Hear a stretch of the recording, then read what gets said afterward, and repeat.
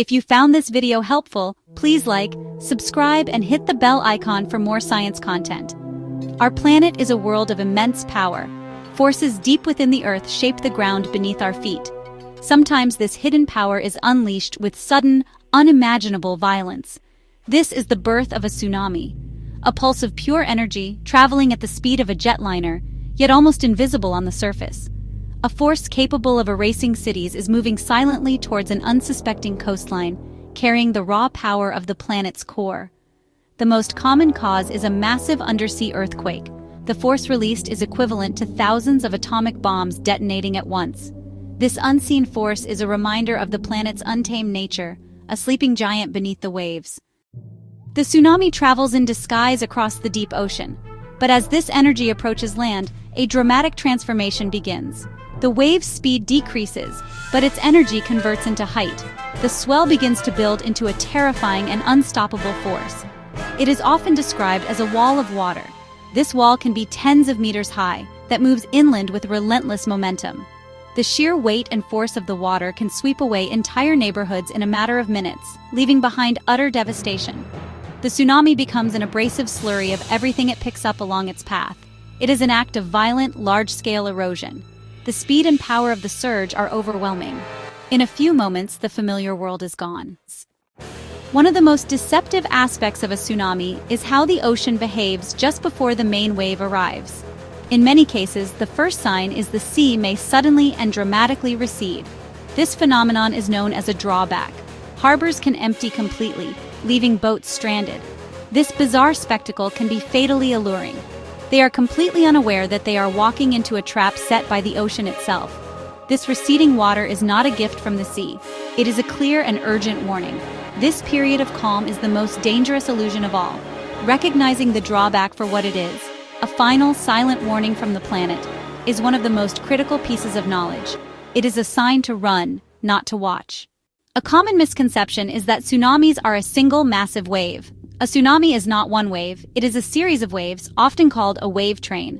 The first wave is frequently not the largest or most destructive. Subsequent waves can arrive hours later, and they are often more powerful, surging even further inland. This long interval creates a false sense of security.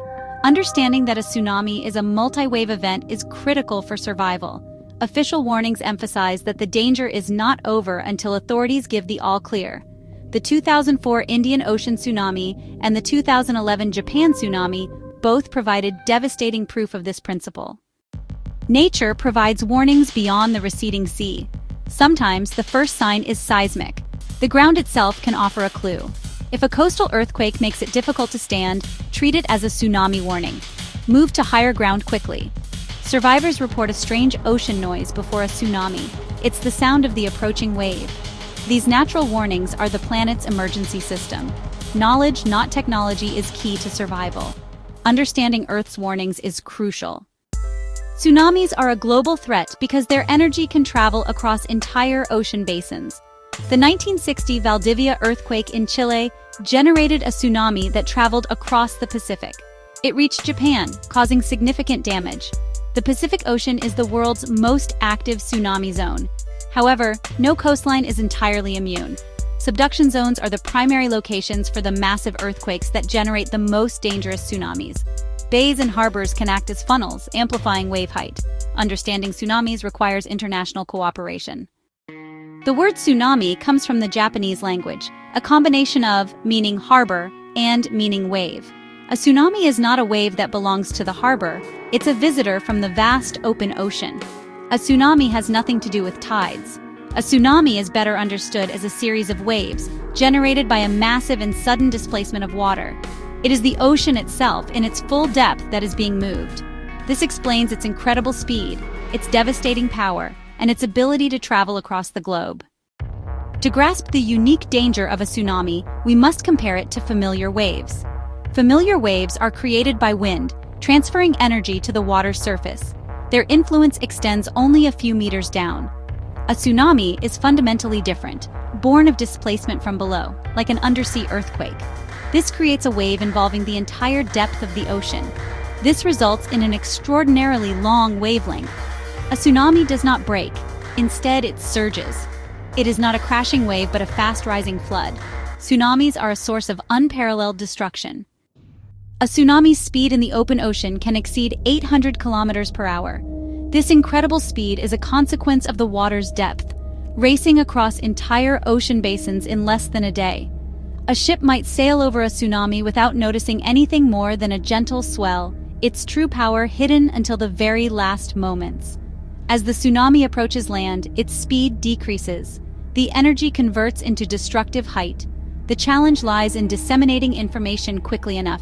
The only thing faster than the wave is the seismic shock, making the ground shaking the most vital alert. The journey of a tsunami across the deep ocean is one of speed and stealth. But as it leaves the abyssal plains and begins its climb up the continental slope towards land, a dramatic and deadly transformation occurs. The ocean, which was once thousands of meters deep, becomes progressively shallower. This change in depth forces a fundamental change in the wave's character. The front of the wave, entering the shallower water first, begins to slow down, much like a car applying its brakes. However, the rest of the massive wave, still in deeper water behind it, continues to travel at a higher speed, catching up to the leading edge. This process is known as wave shoaling. As the wave slows, the immense energy it carries has nowhere to go but up. The kinetic energy of its forward motion is converted into potential energy in the form of height. The water begins to pile up, and the once imperceptible swell that was less than a meter high in the open ocean can grow into a monstrous wall of water several meters, or even tens of meters, tall. This amplification is not linear. The wave's height can increase dramatically in the final few kilometers before it reaches the coast, catching coastal populations completely by surprise with its sudden and terrifying growth. The wavelength of the tsunami also changes during this transformation. In the open ocean, the distance between two consecutive crests could be hundreds of kilometers. As the wave slows and builds in height, this wavelength shortens dramatically. The wave becomes compressed, concentrating its energy into a much smaller area. This is why a tsunami does not arrive as a gentle, prolonged swell, but as a sudden, violent surge. It is the culmination of this bunching up process, where the energy gathered from a vast expanse of the deep ocean is focused onto a narrow strip of coastline with unimaginable intensity.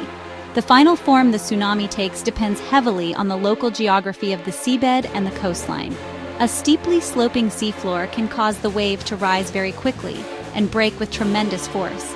A gently sloping seafloor may result in a less towering but more rapidly advancing flood. Bays, harbors, and river mouths can act as natural funnels, concentrating the water and amplifying the wave's height and destructive power even further. This is the final, terrifying stage of the tsunami's life, its transformation from a hidden oceanic pulse into a visible, tangible, and utterly devastating force of nature. A dangerous myth is that a tsunami is a single wave. In reality, a tsunami is almost never a single wave. It is a series of waves. The first wave isn't always the largest. People return after the first wave, believing the threat has passed, only to be caught by a subsequent surge. The long period between waves creates a deadly illusion of safety. Events provide evidence of this multi-wave phenomenon. Official tsunami warnings remain in effect for hours after the first wave. The all-clear is only issued once the wave train has passed and the sea level has returned to normal. Survival depends on knowing the danger isn't over until it's officially declared over. Perhaps the most treacherous sign of a tsunami is not a rising sea, but a receding one. The sea seems to drain away from the shore at an astonishing rate, exposing vast tracts of the seabed. This strange spectacle has proven to be a fatal lure throughout history. They are completely unaware that this is the ocean pulling back its breath before delivering a devastating blow. This period of false calm is one of nature's most cruel deceptions. In cultures with a long history of tsunamis, this knowledge is passed down. When the sea runs away, you must run away from it. Recognizing the drawback is a signal to run for your life to the highest ground possible. Long before seismographs, coastal peoples knew the great waves, possessing ancestral knowledge passed down through stories and legends. Ancient accounts describe tsunami events and survival instructions. Ground shaking, sea receding, flee to the hills. Japan's tsunami stones warn future generations. Simeulue Island's Smong legend saved lives in 2004. Ancestral wisdom holds invaluable lessons, recording human behaviors that lead to survival. Listen to these ancient voices. Recognize the shaking, watch the sea, and run for high ground. For centuries, tsunamis were events of myth and terror, their true cause a complete mystery, often attributed to angry gods. The scientific journey to understand them began with the study of earthquakes. The Great Lisbon Earthquake of 1755 was a pivotal moment, forcing thinkers to seek a natural explanation for such devastation. A devastating tsunami struck Hawaii in 1946, highlighting the urgent need for a detection system. The United States established the Seismic Sea Wave Warning System in 1949. This would later evolve into the Pacific Tsunami Warning Center. This allowed them to issue warnings hours in advance, turning a shocking event into a survivable one. It was the first step toward building the sophisticated global network that stands as our best defense. To understand tsunamis, we must journey into the Earth. Our planet's crust is fragmented into tectonic plates. These colossal rock slabs float on the mantle, drifting and colliding. This perpetual motion drives geological activity, from mountains to volcanoes. Plate boundaries are zones where immense stress is released. Understanding plate tectonics, a recent revolution, reveals the source of tsunamis. The restless skin of our planet is the ultimate culprit. The energy that crashes upon a shore as a tsunami begins at these fractured boundaries. Understanding these plates is the first step in understanding their immense power. The movement of tectonic plates is driven by heat from within the Earth. This heat creates convection currents in the mantle, dragging the plates across the surface. This movement manifests differently at plate boundaries. Plates moving apart form divergent boundaries. Plates sliding past each other create transform boundaries. Convergent boundaries, where plates collide, are critical for tsunami generation. Subduction zones, where a dense oceanic plate dives under a lighter plate, are the most potent tsunami creators. This violent process creates deep ocean trenches and powerful earthquakes. Subduction zones are the planet's most dynamic and dangerous geological features. They're honestly the primary factories for the world's most powerful earthquakes and most devastating tsunamis. Imagine the scene. A massive, dense plate of oceanic crust, miles thick and thousands of miles wide, is being relentlessly forced beneath a lighter continental plate. The friction between these two colossal slabs of rock is immense. As the oceanic plate descends, its leading edge doesn't slide smoothly. Instead, it gets stuck, snagged on the overlying continental plate. For decades, or even centuries, the plates become locked together, while the relentless forces of mantle convection continue to push them. While the plates are locked, the strain energy builds to almost unimaginable levels. The overriding continental plate, unable to move freely, begins to deform under the immense pressure. It's squeezed and compressed, and its leading edge is slowly dragged downwards along with the subducting oceanic plate. At the same time, further inland, the continental crust begins to bulge upwards, storing the stress like a giant spring being compressed.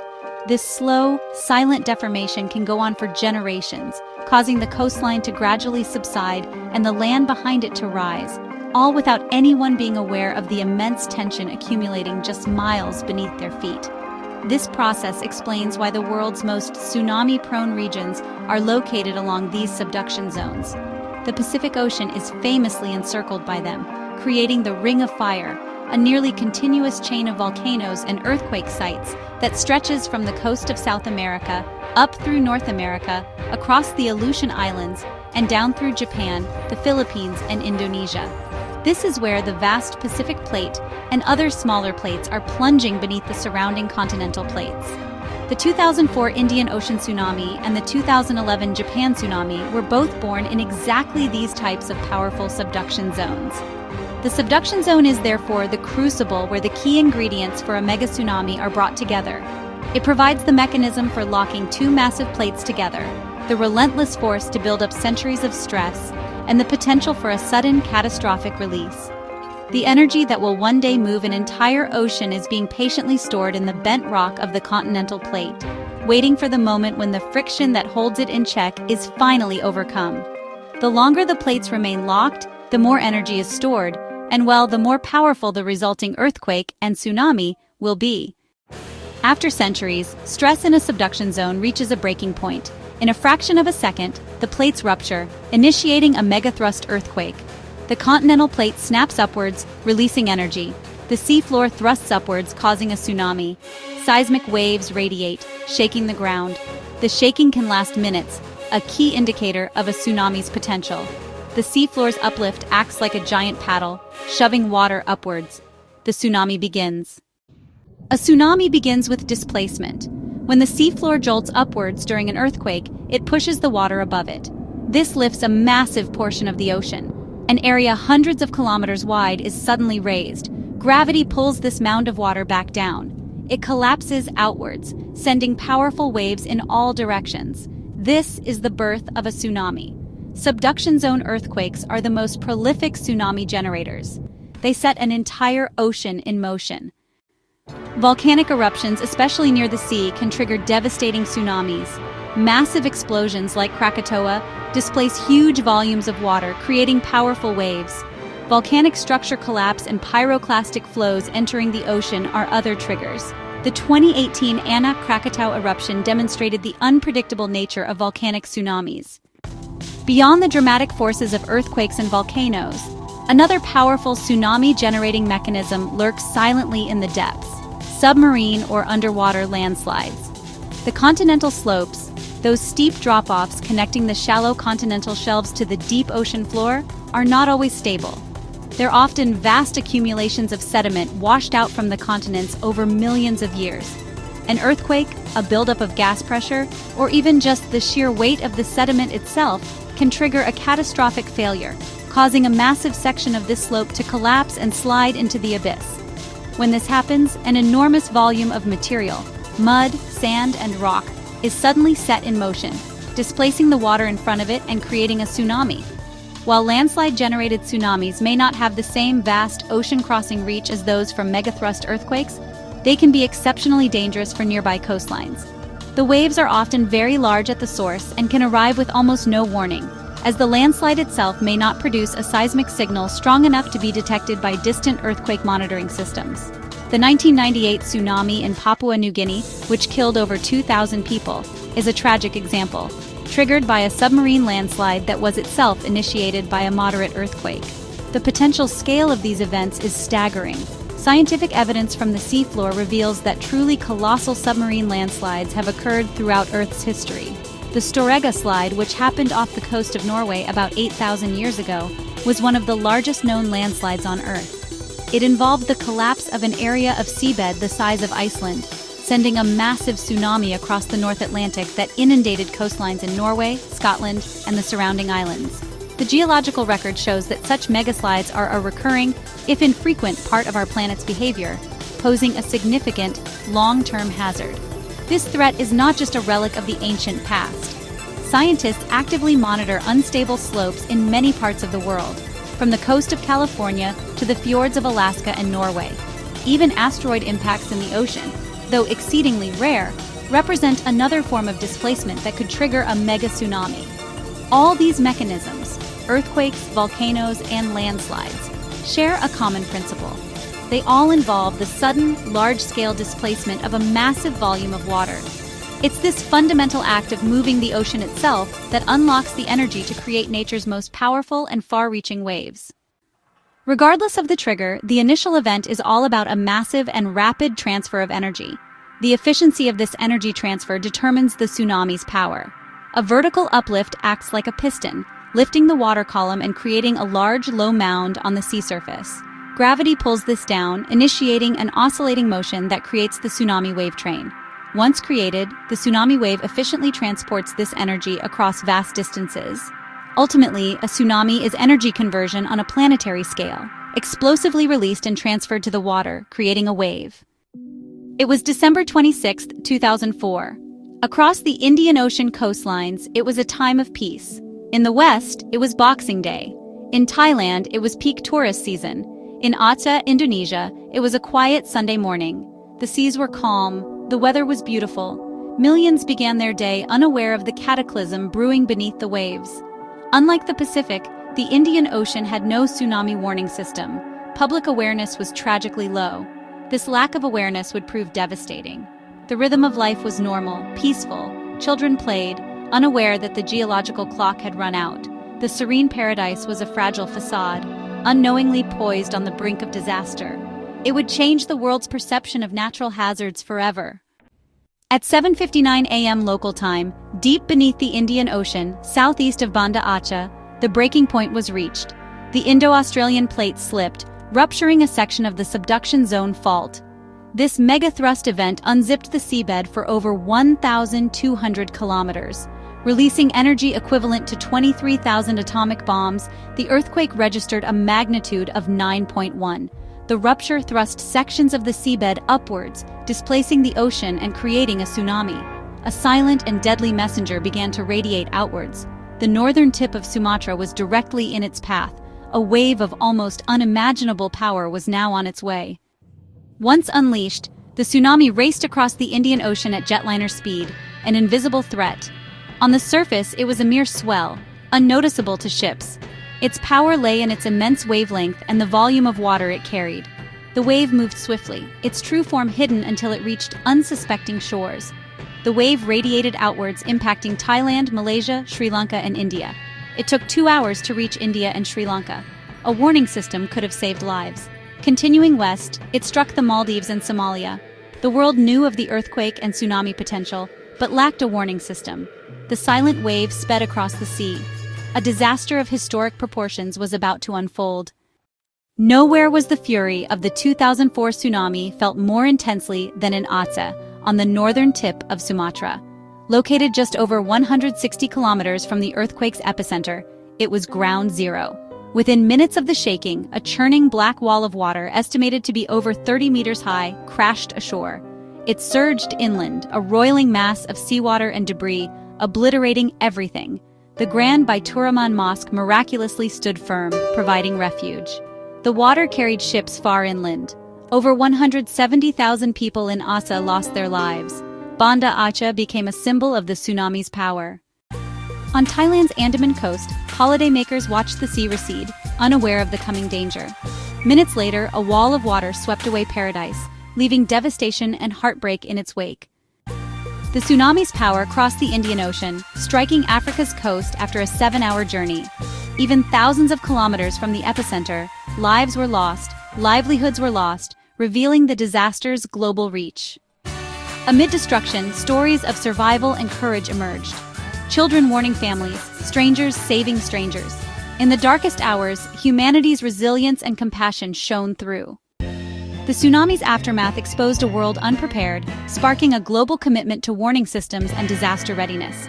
From tragedy, the world learned hard lessons and vowed to never be caught off guard again. In Japan, centuries of disaster shaped a culture of preparedness. Ancient warnings carved in stone, modern defenses built in concrete and steel. Yet, even the most prepared nation would soon face a test beyond imagination. On March 11, 2011, a magnitude 9.0 earthquake struck off Japan's coast, unleashing a tsunami of unprecedented scale. Despite advanced warnings, the true force of nature would overwhelm all expectations. Just 30 minutes after the earthquake, the tsunami made landfall. What arrived was not a wave, but an entity. Survivors described it as a black wave, a churning, debris-filled wall of water that moved with terrifying speed and an unearthly roar. The initial predictions of a 3 to 6 meter wave were catastrophically wrong. The tsunami reached heights of over 10 meters in most places, and in narrow bays surged to an astonishing 40 meters, as high as a 12-story building. It was a force far beyond what even the world's most prepared nation had ever contemplated. The country's prized coastal defenses, the towering seawalls that had cost billions, were overwhelmed in minutes. The black waves simply flowed over them as if they were minor obstacles, crashing down on the towns they were meant to protect. The sheer force demolished the walls entirely, turning concrete fragments into more debris. The sight of the tsunami breaching these massive structures was a profound psychological shock. The fortress had been broken. The waves surged up to 10 kilometers inland, like the flat plains around Sendai. It was a liquid bulldozer that erased everything in its path. Entire towns were wiped from the map, leaving behind only concrete foundations. Cars, trains, and airplanes were tossed about like toys. The water was thick and black with mud, soil, and wreckage, creating a dense, abrasive slurry. The landscape was transformed into a wasteland of water and rubble. Videos captured terrifying scenes of people in cars being overtaken, of houses swept away with residents inside. Evacuation towers saved thousands of lives, but in many places, the water rose higher than the towers themselves. The Tohoku tsunami was a brutal lesson that forces of nature can defy all human attempts at control, leaving only devastation in their wake. As the tsunami ravaged the Tohoku coast, it triggered a second cascading disaster with long-lasting global consequences. The Fukushima Daiichi nuclear power plant, located directly on the coast, had successfully weathered the massive earthquake, with its reactors automatically shutting down as designed. The facility's 10-meter-high seawall was believed to be sufficient protection. However, the plant was soon struck by a tsunami wave estimated to be 14 meters high. The water easily overtopped the seawall, flooding the entire site and disabling the critical emergency diesel generators that were needed to power the cooling systems for the reactor cores. This was the beginning of a nuclear crisis. With the loss of all power, both from the grid and the backup generators, the plant's operators lost the ability to circulate cooling water through the reactor cores. Despite frantic efforts, the temperature inside 3 of the reactors began to rise uncontrollably. The nuclear fuel rods started to overheat and melt, a scenario known as a nuclear meltdown. In the days that followed, a series of hydrogen explosions rocked the reactor buildings, releasing radioactive material into the atmosphere and contaminating the surrounding land and sea. It became the most severe nuclear accident since the Chernobyl disaster in 1986. The crisis forced the evacuation of over 160,000 residents from a large exclusion zone around the plant, turning once thriving towns into radioactive ghost towns. The cleanup of the site and the surrounding area is a monumental task that is expected to take decades and cost hundreds of billions of dollars. The disaster exposed a critical flaw in the plant's design: the failure to anticipate and protect against a tsunami of such magnitude. The emergency generators, the last line of defense for the cooling systems, were located in low-lying areas of the plant, making them fatally vulnerable to flooding. It was a catastrophic failure of risk assessment. The Fukushima disaster sent shockwaves through the global nuclear industry. It was a terrifying reminder that even in a technologically advanced nation like Japan, complex systems can have unforeseen vulnerabilities. The concept of a cascade failure, where one disaster triggers another, became a central topic of concern for governments and industries worldwide. The event forced a complete reevaluation of the safety standards for nuclear power plants, particularly those located in coastal or seismically active zones.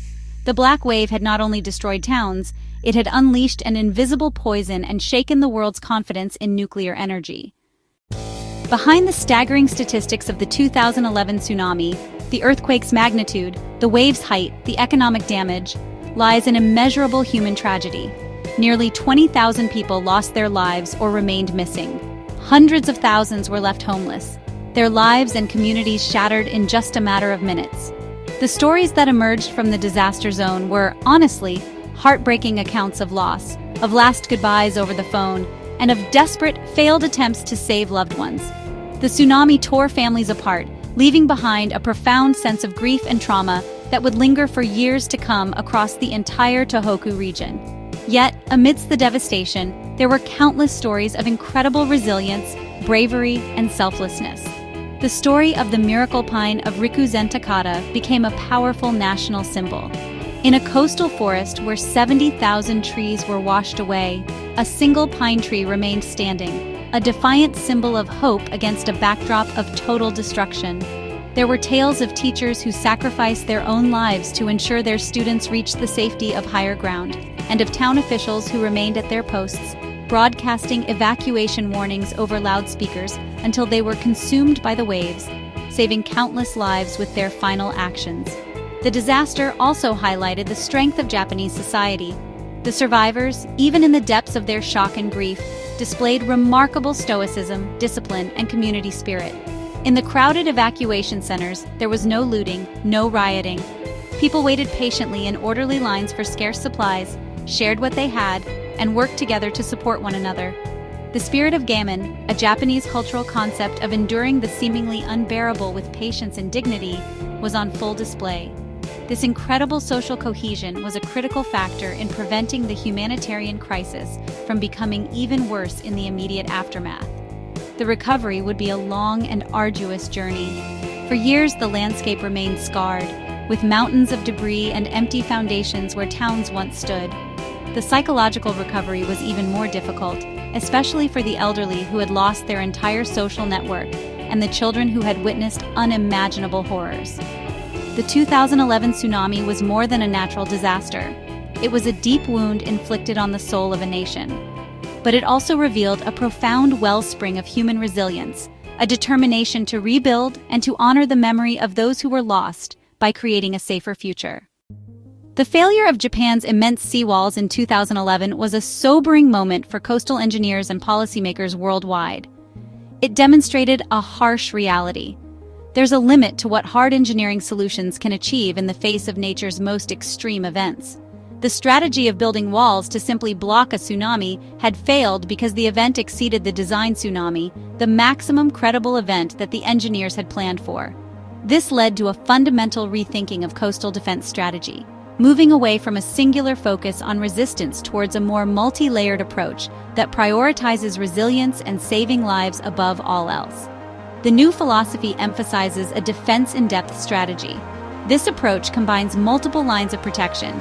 The first line might still be a seawall, but it is no longer expected to be fail-safe. Its primary purpose is to delay the wave and reduce its initial energy.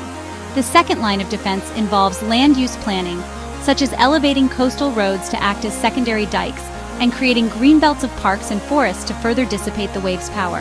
The most critical element is ensuring that even if all physical defenses are breached, people can still escape safely. This means prioritizing soft engineering solutions like robust warning systems and well-planned evacuation routes. One of the key lessons learned was the danger of over-reliance on physical defenses, which can create a false sense of security. Before 2011, many residents living behind the giant seawalls believed they were completely safe, which may have caused some to delay their evacuation. The new approach advocates for a dual defense system. The infrastructure is designed to protect property against smaller, more frequent tsunamis, but for the rare, catastrophic events, the system's primary goal shifts to facilitating human evacuation. The message changed from "the wall will protect you" to "the wall will give you more time to run." This shift in thinking has had a global impact. Countries are now designing coastal protection systems that are intended to fail gracefully rather than catastrophically. The focus is on building resilient communities, not just impenetrable walls. This includes measures like constructing vertical evacuation shelters in areas where high ground is not easily accessible, and ensuring that critical infrastructure like hospitals and power plants are located safely outside the maximum predicted inundation zone.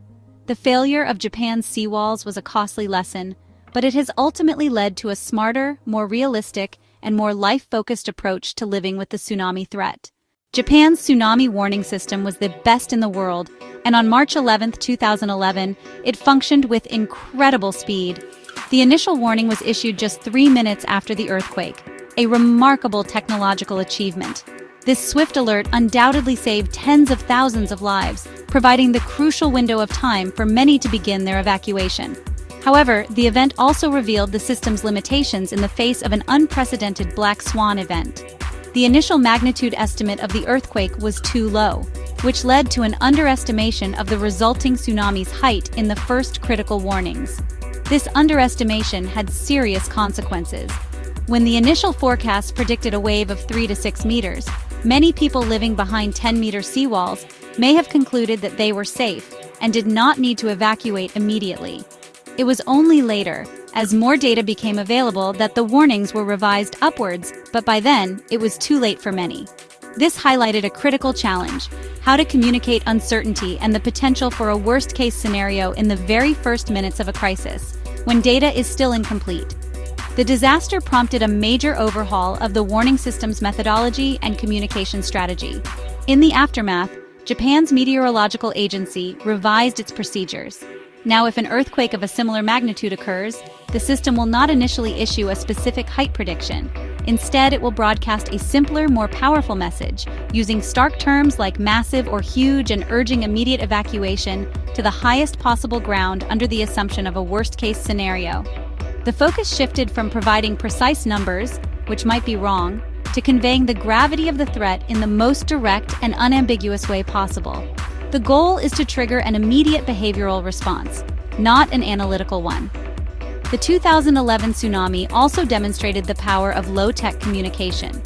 In many towns, It was the persistent and passionate voices of local officials and firefighters shouting through community loudspeaker systems and urging people to keep running to higher ground that saved the most lives.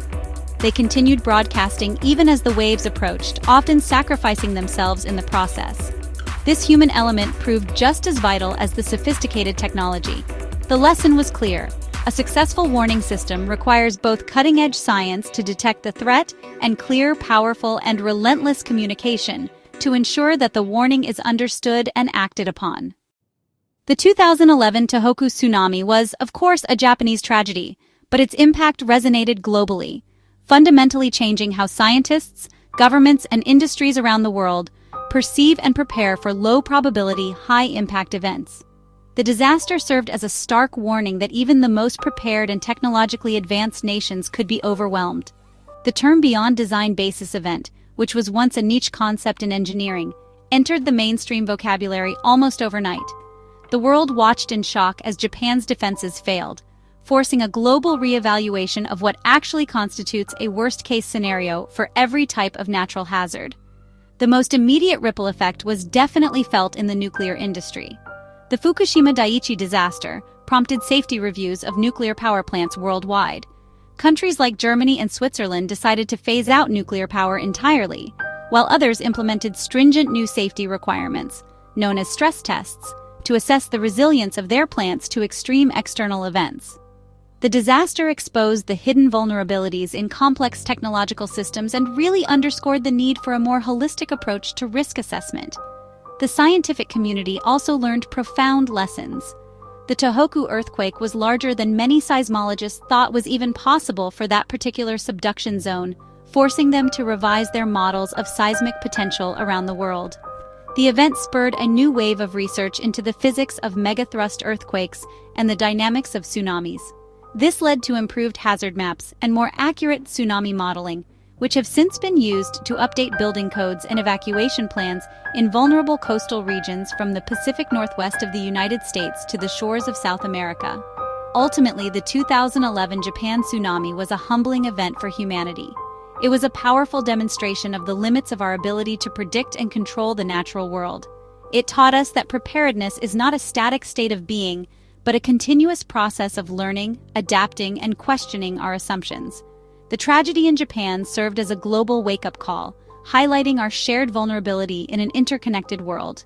It reinforced the painful lesson that while we cannot stop the next great wave, the knowledge gained from past disasters is our most valuable tool in preparing for it and saving lives in the future.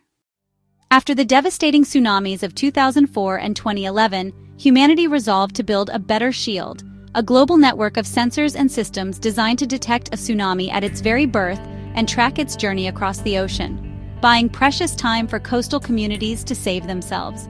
This global network represents a triumph of science and diplomacy, born from tragedy and built on painful lessons. This network of sentinels stands as a testament to our collective will to protect human life. The first line of defense in any modern tsunami warning system is the ability to listen to the Earth's heartbeat using seismographs. A global network of these devices continuously monitors the planet's crust, providing an immediate alert when a significant seismic event occurs. Within minutes, data can be triangulated to pinpoint its location and magnitude. This is critical in determining whether a tsunami has been generated. All of this analysis must happen within minutes. This first alert is based solely on the seismic evidence. This is where the seismograph's role is absolutely vital. It gives us our first glimpse long before any wave can reach a distant shore. They provide the indispensable first warning. Seismographs can only tell us that a tsunami is possible. To know for sure, we need to measure it directly using the DART system. DART, which stands for Deep Ocean Assessment and Reporting of Tsunamis, is a two-part system. It consists of a bottom pressure recorder, BPR, on the seafloor and a surface buoy. The BPR measures the pressure of the water column. When a tsunami passes, it slightly increases the height of the water column. The BPR detects changes as small as a centimeter. It sends an acoustic signal to the buoy, which relays data to a tsunami warning center via satellite. Scientists can then confirm the tsunami, calculate its height, and refine forecasts. DART buoys provide critical data for accurate and reliable warnings. Detecting a tsunami is only half the battle. A warning is useless if it does not reach the people in harm's way. The final and perhaps most challenging part of the system is the race against time to disseminate the alert to vulnerable coastal communities. This is a complex chain of communication that must function with speed and precision, translating scientific data from a warning center into a clear, actionable message that can be understood by everyone, from government officials to fishermen and tourists on a beach. The entire system of seismographs and buoys is rendered meaningless if this final link in the chain breaks down. Once a tsunami warning is confirmed, the message is broadcast through multiple, redundant channels to ensure it gets through. Tsunami warning centers send alerts to national government agencies, emergency services, military bases, and the media in countries across the threatened region. These agencies are then responsible for triggering their own national and local warning systems. This can include interrupting television and radio broadcasts with emergency alerts, sending out mass text messages to mobile phones in specific geographic areas, and activating networks of coastal sirens that can be heard for miles, providing a clear and unmistakable signal to evacuate. The methods of dissemination are constantly evolving with technology. Social media platforms have become a powerful tool for spreading warnings quickly, as official agencies can post alerts that are shared thousands of times within minutes. Specialized smartphone apps can provide detailed information and evacuation maps directly to users. However, technology is not always the complete answer.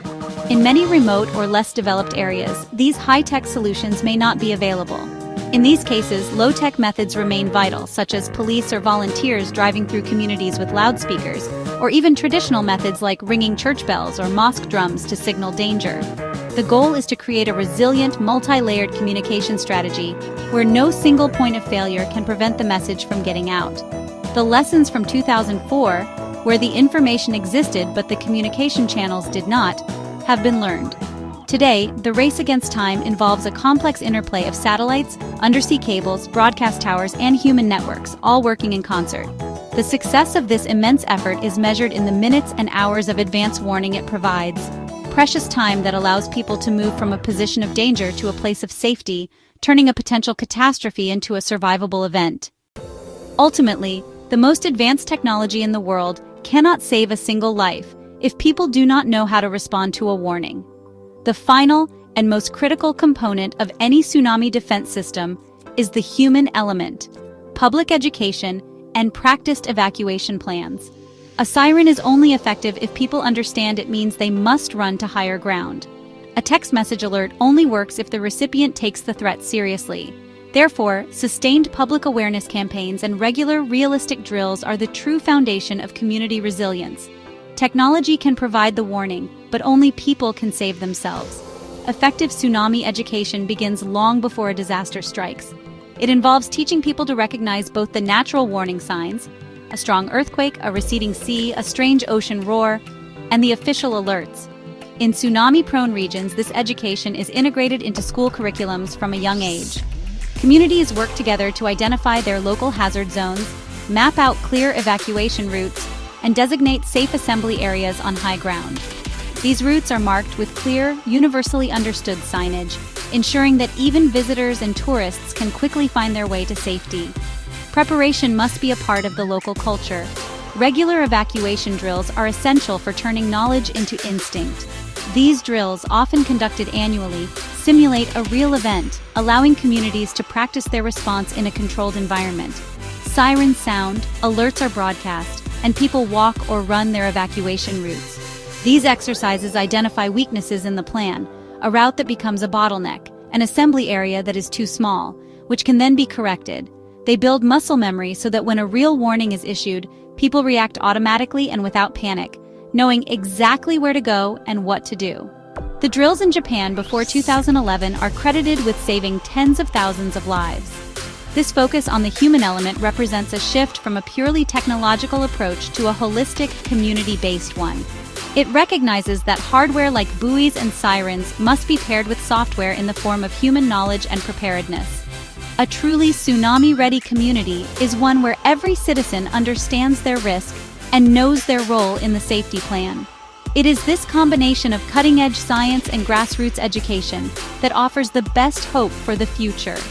The watchful planet can warn us of the coming wave, but it is the prepared mind and the practiced foot that will carry us to safety.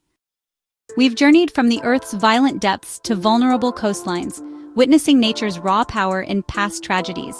For centuries, tsunamis were feared, unpredictable forces, but profound losses have driven global transformation, replacing fear with foresight. Understanding empowers us to anticipate disasters. We've built global networks, replacing superstition with science, and turning unknowable monsters into measurable phenomena, paving the way for a safer future. While our understanding of tsunamis has grown, the map of our knowledge is far from complete. There are still vast frontiers to explore and critical questions to answer. One of the greatest challenges lies in improving our ability to forecast tsunamis in the very first minutes after an earthquake, and looking beyond the usual suspects like submarine landslides and volcanic collapses. Climate change, with its associated sea level rise, presents a new and compounding threat. It requires continued investment in basic research and technology. The map of tsunami risk will never be truly finished, but with every new discovery, we make the world a little safer. The image of the 2011 tsunami effortlessly overtopping Japan's massive seawalls was a humbling and transformative moment. It taught us a profound lesson about the limitations of hard engineering and the hubris of believing we can simply wall off the power of nature. This has led to a paradigm shift in how we think about coastal living, moving away from a singular focus on resistance and towards a more intelligent and holistic philosophy of resilient design. The goal is no longer just to stop the water, but to live more safely with the enduring possibility of its arrival, ensuring that communities can withstand a disaster and recover from it more quickly. This new approach embraces a multi-layered defense-in-depth strategy. It recognizes that no single defense is foolproof. Instead of relying on one giant wall, resilient communities are building a system of protections. This may include offshore reefs or breakwaters to sap the wave's initial energy, followed by smaller seawalls, and then complemented by wide greenbelts of parks and restored mangrove forests that act as natural living buffers. Roads and critical infrastructure are being elevated to serve as secondary dikes, and buildings are being constructed with tsunami-resistant features, such as reinforced ground floors designed to let water pass through them, minimizing structural damage. Crucially, resilient design prioritizes people over property. The ultimate goal of this system is not to keep every building dry, but to save every life. This means that the most important layer of defense is the human, clear, well-practiced evacuation routes and safe, accessible vertical evacuation shelters.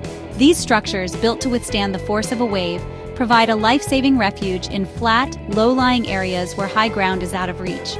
The wisdom of resilient design lies in accepting that the water may come and in planning an entire community's layout around the principle of safe and swift escape. This philosophy represents a more mature and sustainable relationship with our coastal environments. It's a move away from confrontation with nature and towards a smarter form of coexistence. It acknowledges our vulnerabilities but focuses on our strengths, our ingenuity, our ability to plan, and our commitment to community safety. Building walls gave us a false sense of security. Building resilient communities, which integrate intelligent engineering with natural defenses and a culture of preparedness, gives us a real and lasting foundation for hope, ensuring that our coastal towns can be places of both prosperity and safety. The vast network of satellites, buoys, and seismographs represents a monumental achievement. But the effectiveness of this system ultimately comes down to the actions of a single individual. Personal and family preparedness is the very foundation upon which all other efforts are built. A prepared individual is the most important link in the warning chain. It means knowing your risk and evacuation route, have a family plan and a go bag with essential supplies. An informed citizen is an empowered citizen. This power extends beyond personal survival. It becomes a force for community resilience. A culture of preparedness is the most effective form of grassroots civil defense. The parallel mission must be to foster a global culture of personal responsibility. The defense against the Great Wave is ultimately personal. In our relentless pursuit of technological solutions, it is easy to overlook a source of knowledge that is both ancient and profoundly effective: the wisdom of our ancestors. For centuries, long before the first seismograph was invented, coastal communities lived with the tsunami threat. They learned to read the Earth's signals, and they passed this vital survival knowledge down through generations in the form of stories, songs, and traditions. The Japanese tsunami stones and the Indonesian smong tradition are not mere folklore. They are invaluable historical data sets, records of survival strategies that have been tested and proven over centuries. The integration of this traditional ecological knowledge with modern science represents one of the most promising pathways to a safer future. Science can provide the what and why, the mechanics of plate tectonics and the physics of wave propagation. Ancestral wisdom provides the what to do, the simple, timeless rules of survival that are deeply embedded in the local culture and landscape. When a powerful earthquake shakes the ground, the most effective response is not to wait for a mobile phone alert, but to instinctively follow the ancient command to run for the hills, a command taught by the smong. This integration fosters a deeper, more culturally resonant form of preparedness. A warning is more likely to be heeded if it aligns with the stories and beliefs a community has held for generations.